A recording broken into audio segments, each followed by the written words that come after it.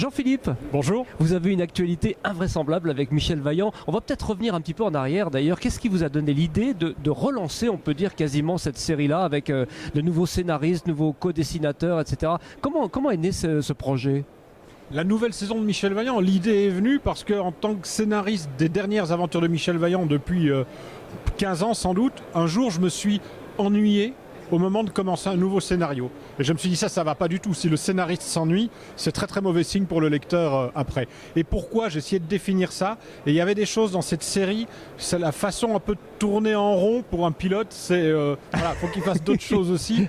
Et surtout, il y avait des caractéristiques propres aux héros créés dans les années 50 qui ne correspondaient plus à Michel Vaillant, qui a une spécificité comme BD quand même, c'est qu'il court toujours dans la contemporanité. Michel Vaillant, il a couru contre Fangio et Jean Bérat dans les années 50 et aujourd'hui, il court avec Auman contre Nicolas Prost, contre Bruno Senna, contre les pilotes d'aujourd'hui. Et donc, je voulais le réactualiser. Je voulais travailler avec un co-scénariste, Denis Lapierre en l'occurrence. Donc, un nouveau dessinateur, Marc Bourgne, à qui on a dit n'essaye pas de faire du Jean Graton, l'auteur d'origine, à qui on a dit approprie-toi le personnage et mets-y ta patte et fais du bon Michel Vaillant. Bref, on voulait faire de la BD contemporaine, y compris dans la profondeur psychologique des personnages. Vous avez évoqué Le Mans avec justement Prost et Senna. Fallait le faire quand même. Vous allez réussir à faire courir avec l'équipe, c'est Rébellion, hein, c'est ça? Rébellion, la Vaillante. Comment ça s'est fait? Comment ça s'est goupillé cette histoire? C'est incroyable. C'est une très très belle aventure et il se passe des choses magiques avec Michel Vaillant. Ah oui, vraiment, oui. Parce que Michel Vaillant, c'est vraiment une bande dessinée qui a cette particularité d'avoir le héros et ses voitures, les Vaillantes, qui sont ancrées dans, si vous feuilletez les bandes dessinées, c'est le monde réel de la course.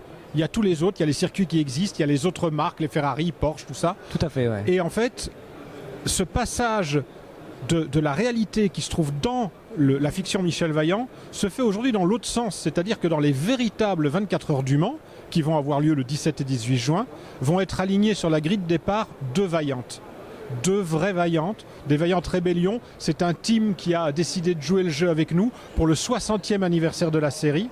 Et ça va être une aventure absolument magnifique parce qu'en plus, les pilotes de ces voitures vont être Nicolas Prost, Nelson Piquet Jr. et Bruno Senna. Excusez du peu, c'est pas mal. Il y a des gens déjà qui nous ont écrit en disant j'ai pleuré en lisant ça. Ah non mais c'est hallucinant, mais je suis tout à fait d'accord, c'est vraiment un très très beau coup. Alors revenons ici, alors on est à Rétromobile ce soir, c'est la première journée d'ouverture donc pour un petit peu la presse, etc. Pour présenter le salon. Et vous avez un stand alors qui est particulier, je m'attendais à voir des BD. En fait non, c'est les Art Strips. Ce sont les Michel Vaillant Art Strips. En quoi ça consiste exactement? C'est vous qui avez créé ce concept ou ça existait? On vient de parler de l'actualité, de la réalité, de la modernité des nouvelles aventures de Michel Vaillant, de sa nouvelle saison. Mais il ne faut pas oublier non plus l'origine, oui, l'auteur d'origine qui est Jean Graton, bien sûr, qui a toujours été considéré comme un auteur de BD populaire à succès sur l'automobile, même parfois un peu caricaturé. Jamais, dont le talent d'artiste, de dessinateur n'a par exemple jamais invité à Angoulême ou des choses comme ça. Et là on s'est dit mais regardons un peu ce travail avec un peu plus d'attention. Et Dominique Graton, qui est la directrice artistique de la Fondation Jean Graton, qui a donc la chance de manipuler les planches originales, a toujours dit c'est fou, dans la bande dessinée c'est le seul art où on réduit le travail de l'artiste pour le publier. C'est vrai qu'un dessinateur travaille à une certaine taille et puis hop, c'est publié au format 21, BD. 29,7, voilà, ouais. Et énormément de choses se perdent, surtout quand on voit les originaux. Ouais. Et Dominique a eu ce pari un peu fou de dire faisons l'inverse, c'est-à-dire des dessins qui n'ont jamais été faits pour devenir des tableaux. Voyons quand même si ça tient la route à l'agrandissement. Et ce sont des cases de la plus belle période de Jean Graton, donc les Michel Vaillant de 1957 à 1975, qui sont recadrées, parfois retravaillé dans les couleurs en utilisant toujours la palette de couleurs à la gouache qui était faite par ma mère à l'époque à côté de mon père et tout, en reprenant ça, en rescannant, ce n'est possible que parce qu'on a les originaux à disposition, et en faisant des séries limitées de 30 exemplaires à des très grands formats Et sur 2 supports différents, c'est du plexi ou du papier vraiment haut de gamme. Et ça a une gueule folle. Et ça rend hommage au talent d'artiste et de dessinateur de Jean Graton. 30 exemplaires, ce sont de vrais objets de collection. En tout cas, c'est très réussi, ça le fait vraiment. Hein. Ce sont des vrais objets de collection. On retrouve des choses qu'on ne retrouve même pas dans la bande dessinée, comme des traits de crayon qui ont été mal gommés, et puis ces apports de Jean Graton à la bande dessinée, comme cette fameuse bande-son, les fameux vroirs, les bruitages, qui avaient en fait une raison d'être graphique.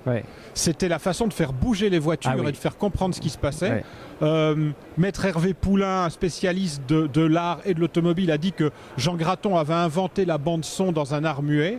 Mais nous, on montre aussi avec les Michel Vaillant Art Strip à quel point cette grammaire avait une utilité graphique qui permettait de faire bouger les voitures de façon extrêmement dynamique. Ah, c'est très réussi. Allez, le mot de la fin. Le prochain, dans la nouvelle série, donc il va se passer au Mans, hein, bien entendu. Il va sortir au moment des 24 heures du Mans. Quand est-ce que vous allez sortir la prochaine BD? Alors, c'est le 6e épisode de la nouvelle saison de Michel Vaillant. Oui. L'album s'intitulera Rébellion. Tiens. Et oui, et en plus, ça correspond à ce qui se passe au niveau familial de l'intrigue dans les aventures de Michel Vaillant, puisqu'il y a le plan sportif, le plan familial, même le plan industriel, c'est très très riche. Et là, en effet, on est après le dernier album qui était Renaissance, parce que les Vaillants reviennent de loin. Là, il y a ce côté rébellion qui va être le thème, peut-être le fil rouge de ce 6e album qui sort le 2 juin, c'est-à-dire pile 15 jours avant le départ des 24 heures. Eh ben, le rendez-vous est pris. Je vous souhaite un excellent salon et je vous remercie pour cette longue interview, Philippe. Merci à vous.